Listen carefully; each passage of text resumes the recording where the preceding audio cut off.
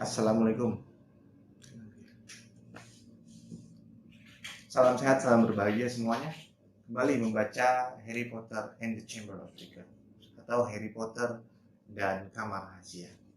Kali ini di chapter 5, Dedalu Perkasa. Akhir liburan musim panas datang terlalu cepat bagi Harry. Dia memang senang sekali kembali ke Hogwarts, tetapi sebulan bersama keluarga Weasley merupakan saat paling menyenangkan dalam hidupnya. Susah untuk tidak iri kepada Ron kalau dia teringat keluarga Dursley dan semacam sambutan yang bisa diharapkannya kalau dia muncul kembali di Private Drive kali berikutnya. Pada malam terakhir mereka, Mrs. Weasley menyihir makan malam mewah untuk mencakup semua makanan favorit Harry, ditutup dengan puding karamel yang menimbulkan air liur. Fred dan George mengakhiri malam itu dengan memasang kembang api filibuster. Kembang api itu memenuhi dapur dengan bintang-bintang merah dan biru yang memantul dari langit-langit ke dinding selama sedikitnya setengah jam. Kemudian tiba saatnya untuk minum secangkir coklat panas sebelum tidur. Perlu waktu lama untuk siap berangkat keesokan harinya. Mereka sudah bangun bersamaan dengan kokok ayam pagi-pagi sekali. Tetapi rasanya banyak sekali yang harus dilakukan. Mrs. Weasley berkelebat ke sana kemari sambil ngomel mencari kaos kaki dan pena cadangan. Orang-orang tak hentinya bertabrakan di tangga, berpakaian setengah lengkap dan sepotong roti di tangan. Dan Mr. Weasley nyaris patah leher karena terantuk ayam tersesat ketika dia menyeberangi halaman dengan membawa koper Ginny ke mobil. Harry tidak mengerti bagaimana nanti 8 orang, 6 koper besar, 2 burung hantu, dan seekor tikus bisa muat dalam Fort Anglia kecil. Dia tidak memperhitungkan, tentu saja, keistimewaan khusus yang telah ditambahkan Mr. Weasley.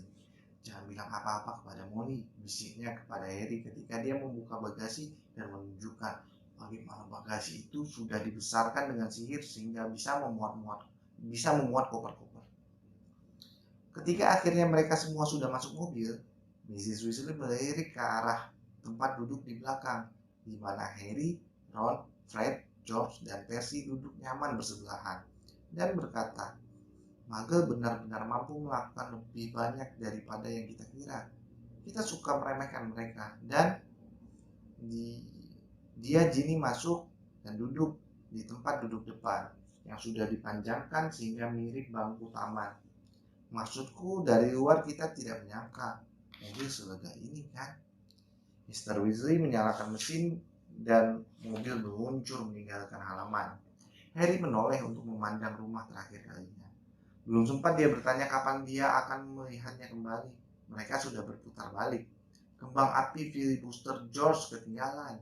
5 menit sesudah itu, mereka minta berhenti di halaman supaya Fred bisa berlari mengambil sapunya. Mereka sudah hampir tiba di jalan tol ketika Ginny memetik buku hariannya ketinggalan. Saat dia naik kembali ke mobil, mereka sudah sangat terlambat dan semua orang sudah jengkel dan mau marah.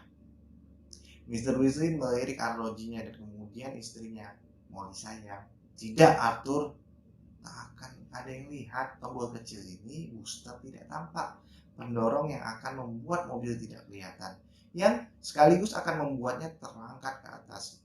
Kemudian kita akan terbang di atas awan, akan tiba di sana dalam waktu 10 menit, tak akan ada yang tahu. Ku bilang tidak, Arthur, tidak di siang bolong. Mereka tiba di King Cross pukul 11 kurang seperempat. Mr. Weasley melesat menyeberang jalan dan mengambil troli untuk koper-koper mereka. Dan mereka semua bergegas masuk stasiun. Harry sudah pernah naik Hogwarts Express tahun lalu. Bagian yang paling sulit adalah menembus ke peron 9/3/4 yang tidak tampak bagi mata Muggle. Yang harus kau lakukan hanyalah berjalan menembus palang rintang yang memisahkan peron 9 dan 10.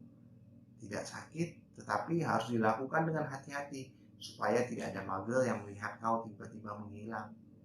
Percy duluan, kata Mrs. Weasley. Buku memandang jam di atas yang menunjukkan mereka tinggal punya waktu 5 menit untuk menghilang dengan santai melewati palang rintangan. Percy melangkah cepat dan menghilang. Mr. Weasley berikutnya disusul Fred dan George. Aku akan membawa Ginny dan kalian berdua langsung nyusul, Mrs. Weasley berkata kepada Harry dan Ron, menggandeng tangan Ginny dan berangkat. Dalam sekejap mereka sudah menghilang. Ayo masuk bareng, kita cuma punya waktu semenit, kata Ron dan Harry. Setelah memastikan sangkar Hedwig sudah terpasang dengan aman di kopernya, Harry mendorong trolinya untuk menembus palang. Dia merasa sangat-sangat percaya diri. Ini lebih nyaman dibanding menggunakan bubuk flu. Bubuk flu mungkin ya, bubuk flu, FLOO. Mereka berdua membungkuk rendah di atas pegangan troli dan berjalan mantap ke arah palang rintangan. Semakin lama semakin cepat. Kira-kira semeter dari palang mereka berlari dan gubrak! Kedua troli mereka menabrak palang rintangan dan memantul balik. Koper Ron jatuh dengan suara keras. Harry terjatuh dan sangkar Hedwig terguling-guling ke lantai yang licin lalu menggelinding. Hedwig menjerit-jerit marah. Orang-orang menonton dan seorang penjaga di dekat palang berteriak, "Kalian ini ngapain?" "Kehilangan kendali troli," kata Harry tersengal, memegang tulang rusuk sambil berdiri. Ron berlari untuk mengambil Hedwig yang ribut sekali, membuat banyak orang dalam kerumunan bergumam tentang kekejaman mereka terhadap binatang. "Kenapa kita tidak bisa tembus?" desis Harry kepada Ron. Entahlah. Ron memandang berkeliling dengan cemas. Kira-kira selusin orang masih memandang mereka dengan ingin tahu. "Kita akan ketinggalan kereta," bisik Ron. "Aku tak mengerti kenapa gerbang masuk ini terkunci." Harry memandang jam raksasa dengan hati-hati mencelos. 10 detik, 9 detik. Dia mendorong trolinya ke depan dengan hati-hati sampai menempel ke palang dan mendorong sekuat tenaga. Logam palang tetap kokoh. 3 detik, 2 detik, 1 detik. "Keretanya berangkat," kata Ron panik. "Keretanya sudah berangkat. Bagaimana kalau Mom dan Dad tidak bisa menembus gerbang kembali ke kita? Kau punya uang magel?" Harry tertawa hambar. "Sudah kira-kira 6 tahun. Keluarga Dursley tidak memberiku uang saku." Ron menempelkan telinganya ke palang yang dingin. "Tidak terdengar apa-apa," katanya tegang. "Apa yang akan kita lakukan? Aku tak tahu berapa lama lagi Mom and Dad bisa kembali ke kita." Mereka memandang berkeliling. Orang-orang masih mengawasi mereka, terutama gara-gara teriakan-teriakan itu yang tak kunjung berhenti. "Kurasa lebih baik kita menunggu di mobil," kata Harry. "Kita menarik terlalu banyak perhatian." "Harry," seru Ron. Matanya berbinar. "Mobil? Kenapa dengan mobilnya kita bisa menerbangkannya ke Hogwarts? Tapi bukankah kita ketinggalan kereta, betul? Dan kita harus ke sekolah, kan? Dan bahkan penyihir di bawah umur diizinkan menggunakan sihir kalau keadaan benar-benar darurat. Pasal 19 atau entah pasal berapa yang tentang pembatasan hal-hal." Ini panik mendadak berubah menjadi kegairahan. "Kau bisa menerbangkannya?" "Tidak masalah," kata Ron, memutar trolinya menggunakan pintu keluar. "Ayo cepat. Kalau bergegas kita masih akan bisa mengikuti Hogwarts Express." Mereka melewati kerumunan-kerumunan magel yang ingin tahu, keluar dari stasiun dan kembali ke tepi jalan tempat Ford Angila tua terparkir.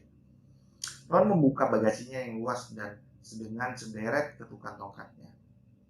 Dengan susah payah mereka memasukkan kembali koper-koper mereka, meletakkan Hedwig di tempat duduk belakang dan duduk di tempat duduk depan. "Periksa apa ada yang melihat," kata Ron, menghidupkan mesin dan ketukan tongkatnya juga. Harry menjulurkan kepala keluar jendela. Jalan raya di depan cukup ramai, tetapi jalan tempat mereka berada kosong. "Oke," katanya. Ron menekan tombol perak kecil di atas dashboard. Mobil-mobil di sekitar mereka lenyap. Begitu juga dengan mereka. Harry bisa merasakan tempat duduknya bergetar, mendengar deru mesinnya, merasakan tangannya di lututnya dan kacamata yang bertengger di hidungnya. Tetapi rasanya dia sudah berubah menjadi sepasang bola mata saja, melayang-layang, kira-kira semeter di atas tanah, di jalan kumuh yang dipenuhi mobil-mobil yang terparkir. "Kita berangkat," terdengar suara Ron dari sebelah kanannya. Tanah dan bangunan-bangunan kotor di kanan kiri mereka terjatuh dan menghilang dari pandangan ketika mobil mengangkasa. Dalam beberapa detik saja, seluruh London terhampar berkabut dan berkilau di bawah mereka. Kemudian terdengar bunyi pop dan mobil Harry serta Ron kelihatan lagi. Kata Ron menekan Buster yang tidak tampak. "Rupanya rusak." Keduanya memukul-mukul tombol itu. Mobil kembali menghilang. Kemudian muncul lagi. "Pegangan," teriak Ron, dan dia menekan kakinya ke pijakan gas. Mereka langsung melesat ke dalam awan-awan rendah seperti wall, dan segalanya berubah menjadi suram dan berkabut. "Sekarang bagaimana?" tanya Harry menatap dinding awan tebal yang menekan mereka dari segala penjuru. Kita perlu melihat kereta api agar bisa melihat ke arah mana kita harus pergi, kata Ron. Turun, turun lagi cepat. Mereka turun lagi ke bawah awan-awan dan menyipitkan mata memandang ke bawah. Aku bisa melihatnya, teriak. Harry berteriak, itu dia, itu di sana. Hogwarts Express meluncur di bawah mereka seperti ular merah. Ke utara, kata Ron, mengecek kompas di dashboard. Oke, kita tinggal mengeceknya setengah jam sekali, pegangan. Dan mereka melesat menembus awan. Semenit kemudian, mereka muncul dalam cahaya terang matahari. Sungguh, dunia yang berbeda. Roda-roda mobil meluncur di atas lautan-lautan awan-awan putih lembut. Langit terhampar biru di bawah sinar matahari yang menyilaukan. Yang tinggal kita cemaskan hanyalah pesawat, kata Ron. Mereka saling pandang dan mulai tertawa. Lama sekali tak bisa berhenti. Rasanya mereka dijatuhkan ke dalam mimpi yang luar biasa indah. Ini, pikir Harry, jelas satu-satunya cara berpergian melewati pusaran dan gundukan awan-awan seputih salju di dalam mobil yang disirami cahaya matahari dengan bungkusan besar perkamen di dalam kompartemen, dan harapan melihat wajah iri Fred dan George ketika mereka mendarat dengan mulus dan spektakuler di lapangan rumput di depan kastil Hogwarts. Secara teratur mereka mengecek kereta api, sementara mereka terbang makin lama makin menjauh ke utara. Setiap kali menukik ke bawah awan, pemandangan yang mereka lihat berbeda. London segera saja sudah jauh tertinggal di belakang mereka, digantikan ladang-ladang hijau yang kemudian disusul tanah-tanah luas keunguan. Desa-desa dengan rumah dan gereja yang tampak kecil-kecil seperti mainan, dan sebuah kota besar yang hidup dengan mobil-mobil berseliweran seperti semut-semut multiwarna. Meskipun demikian, setelah beberapa jam tanpa kejadian apa-apa, Harry harus mengakui bahwa sebagian keasikannya sudah pudar. Permainnya telah membuat mereka haus sekali dan mereka tak punya apa-apa untuk diminum. Dia dan Ron sudah melepaskan rompi mereka, tapi t-shirt Harry sudah menempel ke tempat duduknya dan kacamatanya bolak-balik merosot dari hidungnya yang berkeringat. Dia sudah berhenti mengamati bentuk-bentuk awan yang fantastis sekarang dan memikirkan kereta api yang berkilo-kilometer di bawah mereka.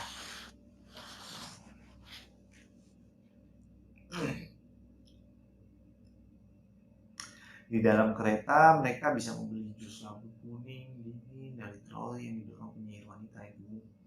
Kenapa mereka tidak bisa menembus palang menuju peron 934? Pasti tidak jauh lagi kan, kata Ron serak. Berjam-jam kemudian ketika matahari sudah mulai terbenam dalam landasan awannya, membuatnya berwarna merah jingga, siap mengecek kereta api lagi. Kereta apinya masih di bawah mereka, berkelok mengitari gunung yang puncaknya berselimut salju. Di bawah kanopi awan, keadaan jauh lebih gelap. Ron menginjak gas dan membawa mobil naik lagi. Tetapi mendadak mesinnya mulai menderu aneh. Harry dan Ron bertukar pandang gugup. Mungkin cuma lelah, kata Ron. Soalnya belum pernah pergi sejauh ini. Dan mereka berdua pura-pura tidak memperhatikan deru aneh semakin lama semakin keras. Sementara langit secara pasti semakin gelap. Bintang-bintang bermunculan dalam kegelapan. Harry kembali memakai rompinya, berusaha mengabaikan kipas kaca mobil yang sekarang bergerak-gerak lemah, seakan memprotes. Tidak jauh lagi, kata Ron. Lebih kepada mobilnya daripada kepada Harry. Tidak jauh lagi sekarang. Dan dia membelai dashboard dengan gugup. Ketika mereka terbang kembali di bawah awan, tak lama kemudian mereka harus menyipitkan mata menembus kegelapan untuk mencari-cari tanda-tanda yang mereka kenal. Itu dia, teriak Harry. Kemudian Ron dan Hedwig tergelonjak kaget. Di depan! Seperti siluet di kaki langit yang gelap, tinggi di atas karang di seberang danau, tampaklah menara kastil Hogwarts. Tetapi mobil sudah bergetar dan kecepatannya sudah berkurang. Ayo, kata Ron membujuk, menggoyang sedikit roda kemudi, kemudian hampir sampai. Ayolah, mesin mengeluh. Semburan-semburan asap bermunculan dari bawah kap mobil. Harry memegangi tepi tempat duduknya erat-erat ketika mereka terbang menuju danau. Mobil berguncang keras, menggerling keluar lewat jendela. Harry melihat permukaan air yang licin gelap berkilauan 1,5 kilo di bawah mereka. Buku-buku jari Ron memutih di atas roda kemudi. Mobil berguncang lagi.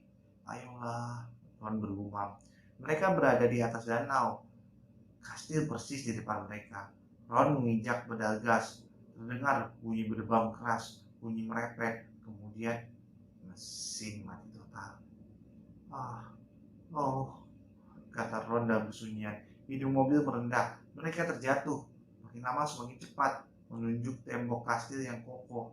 Tidak, Ron menjerit membanding setir 180 derajat. Mereka lolos dari tembok hanya beberapa senti saja ketika mobil berbelok dalam lengkungan besar, melesat di atas rumah-rumah kaca yang gelap, melewati kebun-kebun sayur dan keluar halaman yang gelap semakin lama semakin rendah. Ron melepas roda kemudi sepenuhnya dan menarik tongkatnya dari saku belakang. Stop, stop, dia memukul memukul dashboard dan kaca depan. Tapi mereka harus menukik. Daratan rasa terbang ke atas menyongsong mereka. Awas pohon itu, Harry berteriak menyambar roda kemudi. Tapi terlambat. Brak! Bunyi logam menabrak kayu memekakkan telinga ketika mobil menghantam batang pohon yang besar. Mobil terbanting ke tanah dan empasan keras. Asap mengepul dari atapnya yang penyok.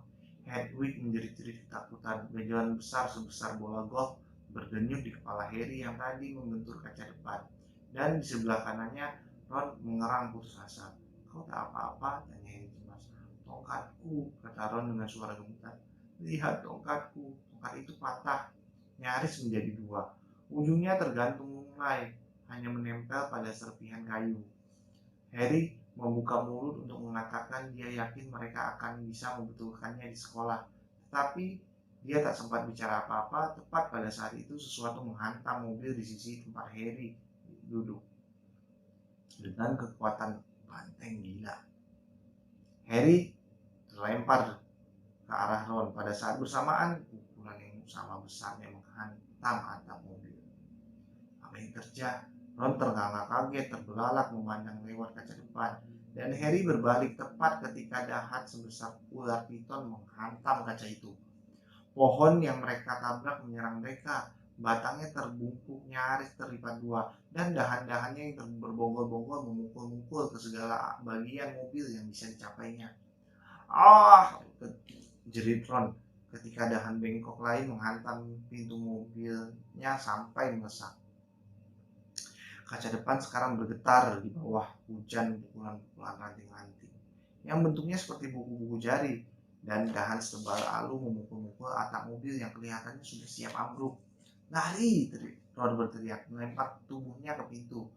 Tetapi detik berikutnya dia sudah dihantam mundur ke pangkuan Harry oleh dahan yang lain. Habis deh kita orangnya ketika atap mobil melesak. Tetapi mendadak lantai mobil bergetar. Mesinnya hidup lagi. Mundur, teriak Harry, dan mobilnya meluncur ke belakang. Pohon itu masih mencoba memukuli mereka. Mereka bisa mendengarkan akar-akarnya berkeriut ketika si pohon nyaris mencabut dirinya sendiri dan berusaha memukul mereka yang meluncur menjauh dari jangkauannya. Nyaris, sengaron saja. Bagus sekali, Bill. Tetapi si mobil telah kehabisan kesabaran. Dengan dua bunyi berkelontang, pintu-pintu terbuka dan Harry merasa tempat duduknya terangkat miring. Lalu tahu-tahu dia sudah terlentang di atas tanah yang basah. Bunyi bak-buk keras memberitahunya bahwa mobil sedang mengeluarkan koper-koper mereka dari bagasi. Sangkar Hedwig melayang di udara dan jatuh terbuka. Burung hantu betina itu terbang keluar mendengar jeritan marah dan terbang menuju kastil tanpa menoleh ke belakang. Kemudian mobil yang sudah melesak, penyok, tergores, dan berasap itu meluncur ke dalam kegelapan. Lampu belakangnya menyorot penuh kemarahan. Kembali, Ron meneriakinya sambil mengacungkan tongkatnya. Dad akan membunuhku. Tapi mobil itu menghilang dari pandangan seiring dengusan terakhir knalpotnya. Bisakah kau percayai nasib kita? Kata Ron merana, membungkuk untuk memungut Scrabble si tikus. Dari begitu banyak pohon yang bisa kita tabrak, kita ternyata menabrak yang itu. Dia menggerling melewati bahu kedua pohon tua itu yang masih melambai-lambaikan dahannya dengan penuh ancaman. Ayo, kata Harry Hoti, lebih baik kita ke sekolah. Kedatangan mereka bukanlah kedatangan yang penuh kejayaan yang mereka bayangkan. Dengan badan kaku, memar, dan kedinginan, mereka meraih ujung koper mereka dan mulai menyeret-nyeretnya terseok-seok mendekati bukit dan rumputan menuju pintu besar dari kayu ek. Kurasa pestanya sudah mulai, kata Ron, menjatuhkan kopernya di kaki undakan dan diam-diam menyeberang untuk mengintip dari jendela yang terang benderang. Hei Harry, lihat, sedang acara seleksi. Harry bergegas mendekat dan berdua mereka mengintip ke dalam aula besar. Lilin-lilin tak terhitung banyaknya berterbangan di 4 meja panjang, membuat piring-piring dan piala emas di atasnya berkilauan. Di atasnya, langit-langit sihiran tampak persis dengan langit di luar dengan taburan bintang yang berkelip-kelip. Menembus hutan topi kerucut hitam Hogwarts, Harry melihat deretan panjang anak-anak kelas 1 yang ketakutan memasuki aula. Ginny berada di antara mereka. Mudah untuk menemukannya karena rambut Weasley-nya yang merah mencolok. Sementara itu, Profesor McGonagall, penyihir wanita berkacamata dengan rambut digelung ketat, melekatkan topi seleksi Hogwarts yang terkenal di atas bangku di depan para murid baru. Setiap tahun topi tua ini yang sudah bertambah, berjumbai dan kotor menyeleksi murid-murid baru ke dalam 4 asrama Hogwarts: Gryffindor, Hufflepuff, Ravenclaw, dan Slytherin. Harry ingat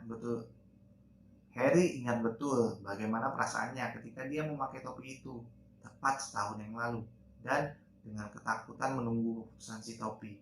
Sementara topi itu bergumam keras ke dalam telinganya. Selama beberapa detik mengerikan, dia takut topi itu akan memasukkannya ke Slytherin, asrama yang telah menghasilkan lebih banyak penyihir hitam dibanding ketiga asrama lainnya. Tapi ternyata dia terpilih masuk Gryffindor bersama Ron, Hermione, dan anak-anak keluarga Weasley lainnya. Semester lalu, Harry dan Ron telah membantu Gryffindor memenangkan piala asrama, mengalahkan Slytherin untuk pertama kalinya dalam 7 tahun terakhir. Seorang anak laki-laki kecil berambut kelabu seperti tikus dipanggil ke depan dan meletakkan topi itu di kepalanya. Mata Harry memandang melewati anak-anak ini ke tempat Profesor Dumbledore, kepala sekolah, yang duduk menonton seleksi ini dari meja guru. Jenggot panjangnya yang keperakan dan kacamata bulan separuhnya berkilauan tertimpa cahaya lilin. Beberapa kursi dari Dumbledore, Harry melihat Gilderoy Lockhart memakai jubah berwarna hijau toska. Dan di ujung meja duduk Hagrid besar dan berbulu, asik minum dari pialanya. Harry bergumam kepada Ron, ada kursi kosong di meja guru. Mana Snape? Profesor Snape adalah guru yang paling tidak disukai Harry. Harry kebetulan juga murid yang paling tidak disukai Snape. Snape yang kejam, sinis, dan tidak disukai oleh semua anak kecuali anak-anak dari asramanya sendiri, Slytherin, mengajar ramuan. Mungkin dia sakit, kata Ron penuh harap. Mungkin dia keluar, kata Harry, karena tidak terpilih mengajar pertahanan terhadap ilmu hitam lagi. Atau siapa tahu dia dikeluarkan, kata Ron penuh semangat. Maksudku, semua anak membencinya. Atau mungkin, kata suara yang sangat dingin tepat di belakang mereka, dia sedang menunggu alasan kenapa kalian berdua tidak datang naik kereta api sekolah. Harry berputar. Di depannya dengan jubah hitam berteriak ditiup angin sepoi berdiri Severus Snape.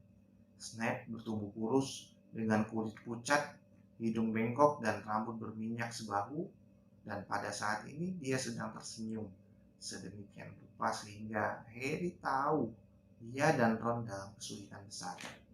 Ikut aku, kata Snape. Bahkan saling pandang pun mereka tak berani. Harry dan Ron mengikuti Snape menaiki undakan memasuki aula depan yang bergema, yang dikelilingi obor. Aroma lezat masakan menguar dari aula besar, tapi Snape membawa mereka menjauh dari kehangatan dan cahaya, menuruni tangga batu sempit yang menuju ruang bawah tanah. Mereka melewati lorong yang gelap dan dingin. Setelah setengah jalan menyusurinya, terdapat sebuah pintu. Masuk, perintah Snape seraya menunjuk. Mereka masuk ke kantor Snape. Gemetar. Dinding-dindingnya remang-remang dikelilingi rak penuh stoples kaca besar. Di dalam stoples itu mengapung berjenis-jenis benda menjijikan yang namanya tak ingin diketahui Harry saat ini. Perapiannya gelap dan kosong. Snape menutup pintu dan berbalik memandang mereka. Jadi, katanya pelan, kereta api tidak cukup baik untuk Harry Potter yang terkenal dan sahabat setianya Weasley. Ingin datang dengan sambutan meriah. Begitu ya? Tidak, Sir.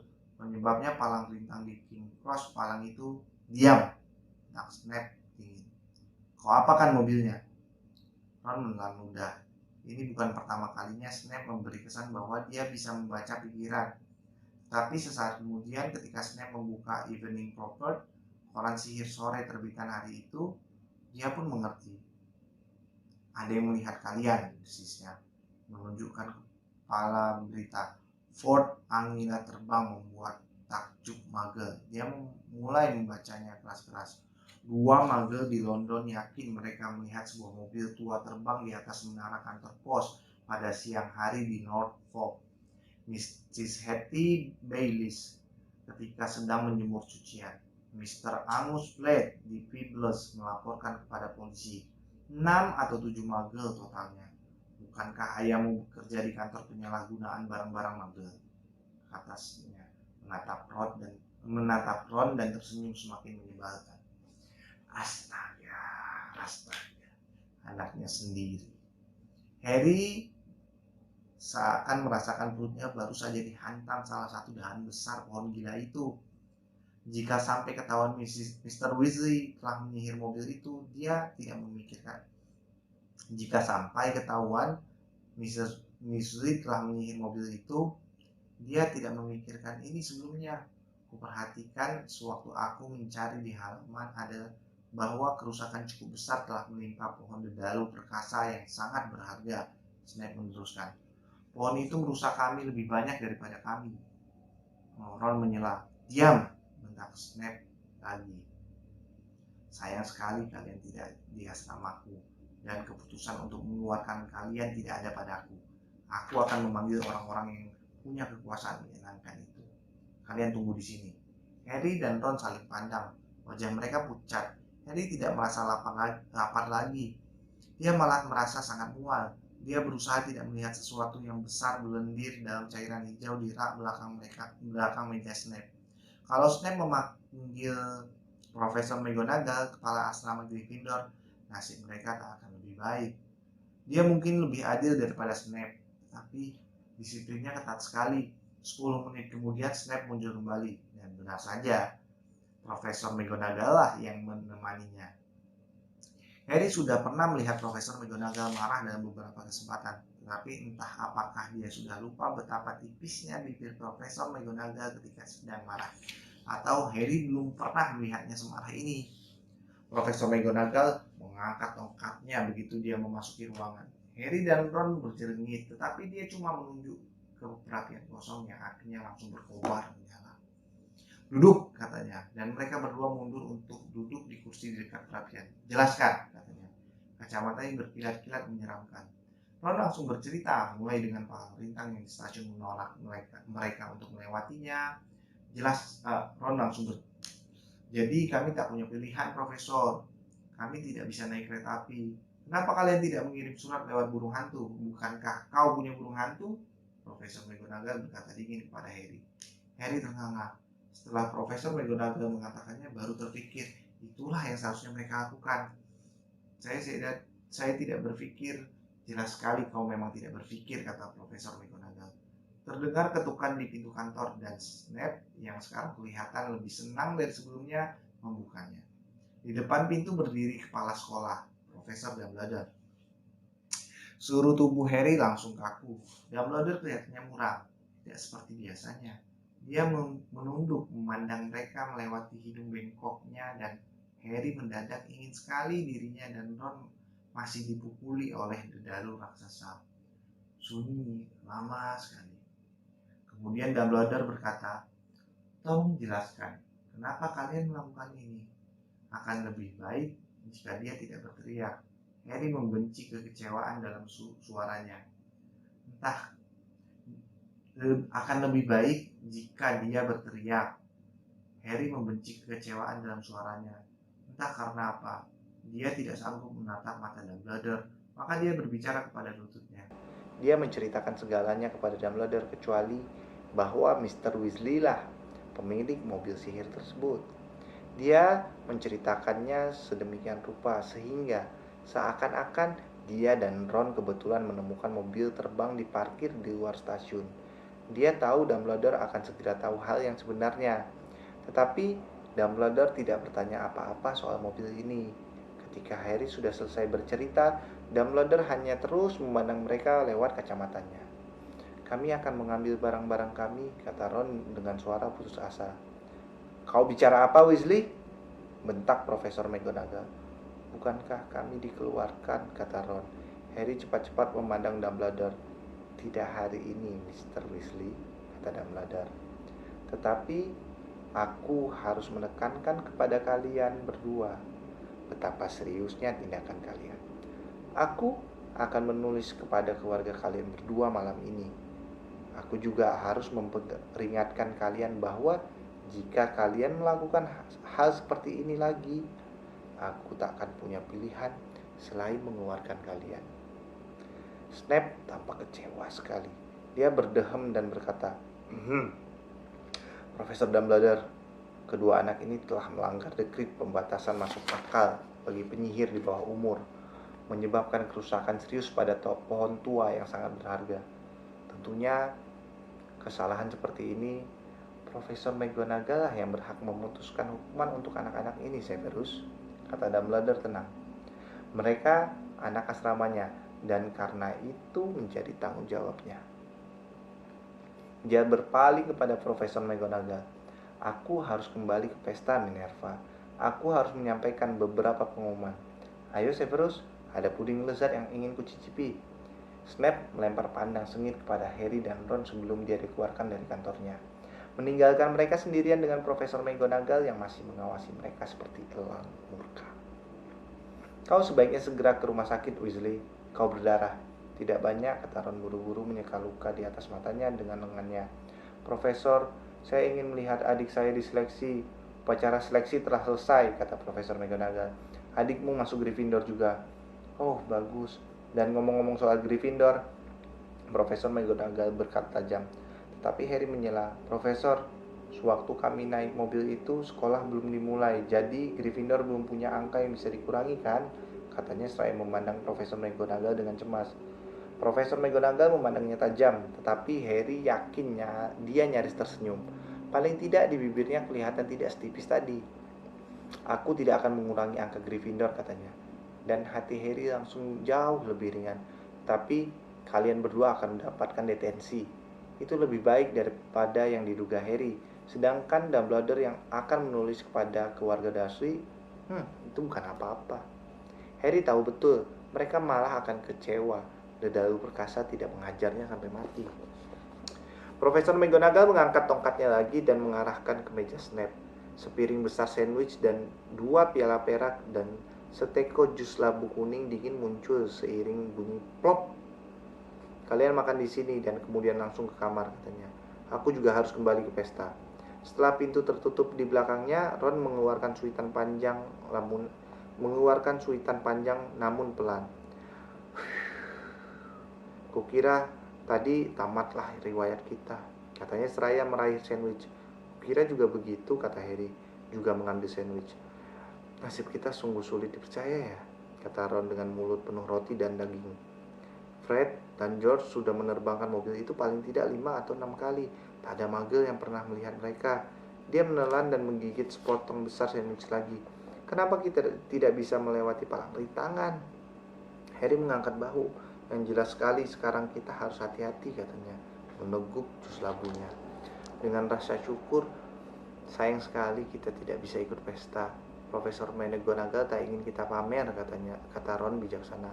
"Tak mau orang-orang berpikir ini ide bagus datang dengan mobil terbang." Setelah makan sandwich sebanyak mereka sanggup, piringnya terus-menerus berisi kembali. Mereka bangkit dan meninggalkan kantor itu, berjalan melewati lorong yang sudah mereka kenal menuju asrama Gryffindor. Kastil sudah sepi, rupanya pesta sudah usai. Mereka melewati lukisan-lukisan yang berbisik-bisik dan baju zirah yang berkelontang-kelontang.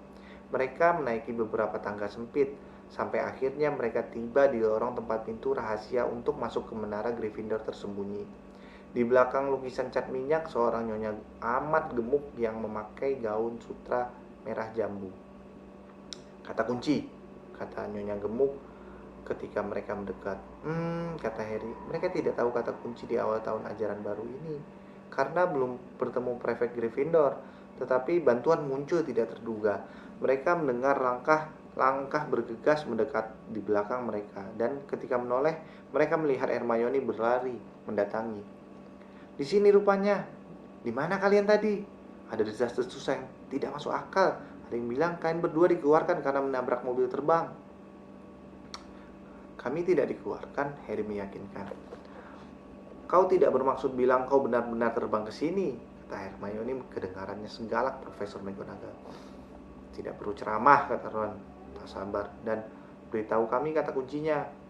"Gelambir kalkun," kata Hermione tak sabar. "Tapi bukan itu pokok masalahnya." Kata-katanya terputus karena lukisan si nyonya gemuk mengayun terbuka dan mendadak terdengar gemuruh tepukan. Rupanya seluruh penghuni asrama Gryffindor belum tidur. Mereka berdesakan di ruang bundar rekreasi, berdiri di atas meja miring dan kursi-kursi tangan empuk, menunggu kedatangan Harry dan Ron. Lengan-lengan terjulur melalui lubang lukisan, menarik Harry dan Ron masuk, membiarkan Hermione membanjat sendiri sesudah mereka. "Brilian," teruri Jordan. "Ide gemilang, kedatangan yang luar biasa." Naik mobil terbang menabrak jalur raksasa. Orang-orang akan terus membicarakannya selama bertahun-tahun. "Hebat," kata seorang anak kelas 5 yang belum pernah bicara dengan Harry. Ada yang menepuk-tepuk punggungnya seakan dia baru saja memenangkan maraton. Fred dan George berdesakan sampai ke depan kerumunan dan berkata bersamaan, "Kenapa kalian tidak memanggil kami kembali? Wajah Ron merah padam. Dia nyengir malu-malu, tapi Harry bisa melihat satu orang yang sama sekali tidak kelihatan senang. Percy tampak di atas kepala anak-anak kelas 1 yang bergairah. Dia kelihatannya mencoba maju cukup dekat untuk menyuruh mereka menyingkir. Harry menyikut rusuk Ron dan mengangguk ke arah Percy. Ron langsung paham. "Harus naik, sudah lelah," katanya. Dan keduanya menyelip-nyelip ke arah pintu di seberang ruangan yang menuju ke tangga spiral dan kamar-kamar tidur. "Malam," Harry berseru kepada Hermione yang wajahnya sama cemberutnya seperti Percy. Mereka berhasil sampai di seberang ruangan. Punggung mereka masih ditepuk-tepuk dan baru aman setelah tiba di tangga yang sepi. Mereka bergegas naik dan akhirnya tiba di pintu kamar mereka yang lama, yang sekarang dipasangi tulisan berbunyi kelas 2. Mereka memasuki ruangan bundar yang sudah mereka kenal, dan 5 tempat tidur besar berkelambu beludru merah dan jendela-jendela yang tinggi dan sempit. Koper-koper mereka sudah dibawa naik dan diletakkan di kaki tempat tidur masing-masing. Ron tersenyum pada Harry dengan perasaan bersalah. "Aku tahu seharusnya tidak boleh menikmati sambutan atau apapun namanya itu, tapi..." Pintu kamar mendadak terbuka. Masuklah 3 anak laki-laki kelas 2 Gryffindor lainnya, Seamus Finnegan, Dean Thomas, dan Neville Longbottom. "Tak bisa dipercaya," Seamus nyengir. "Cool," kata Dean. "Menakjubkan," kata Neville terpesona. Harry tak tahan. Dia ikut nyengir. Oke, itu akhir dari chapter 5 ya, dimana Harry nggak bisa melewati jalan yang harusnya mereka bisa biasa tahun lalu lewati. Tapi keputusan anak kecil, keputusan terburu-buru sehingga mereka melakukan kesalahan fatal. Untung Harry tidak dikeluarkan dari sekolah ya. Oke, sampai jumpa di cerita-cerita lainnya. Salam sehat, salam bahagia, assalamualaikum.